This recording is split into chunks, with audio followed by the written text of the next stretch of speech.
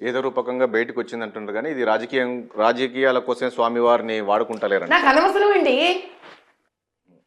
ఇది ఏ రూపంలో బయటకు వచ్చిందో నాకెందుకు, మనం తిన్నాంగా,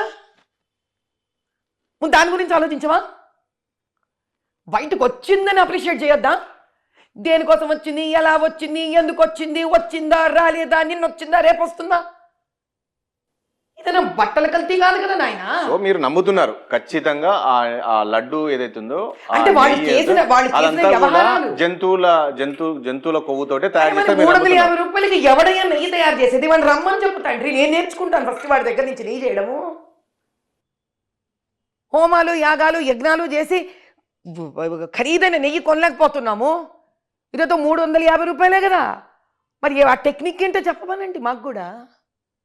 ఎన్నో ఎందుకు, ఎవడా వెండారు, ఎవడా సప్లయరు, వీడు ఎప్పటి నుంచి సప్లై చేస్తున్నాడు, వీడికి ఎట్లా వస్తుంది 350 రూపాయలకి?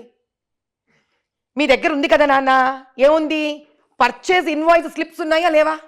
తేలుస్తా నాకు ఇప్పుడు ఈ సంగతి. మీ దగ్గర ఇన్వాయిస్ ఉందా, దానిలో ధర ఉందా? పిలిపించండి ఆ వెండార్ని, మన ముందు చేయమని చెప్పండి. అంటే ఇదొక సరే గత ప్రభుత్వం అంటున్నారు కాబట్టి ఇదేదో జగన్మోహన్ రెడ్డి చెప్తానో లేకుంటే మరొకరు చెప్తున్నా కాదండి. దీనికి ఒక బోర్డు ఉంటుంది కదా, తర్వాత ఒక పర్చేస్ కమిటీ అని ఒకటి ఉంటుంది.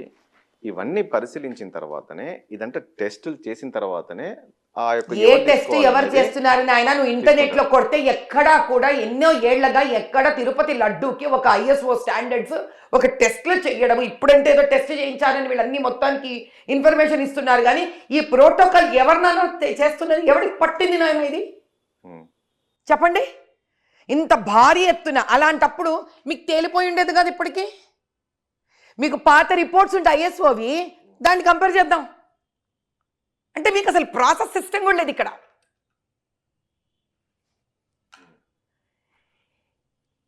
ఇంతమంది వేల లక్షల కోట్ల మంది తింటున్న ఒక ఫుడ్కి ఏది ISO? ఓ పాత 6 నెలలు, సంవత్సరం, 2 ఏళ్ళు, 3 ఏళ్ళు, 4 ఏళ్ళు, 5 ఏళ్ళు, 6 ఏళ్ళు, what ever it is, where is ISO?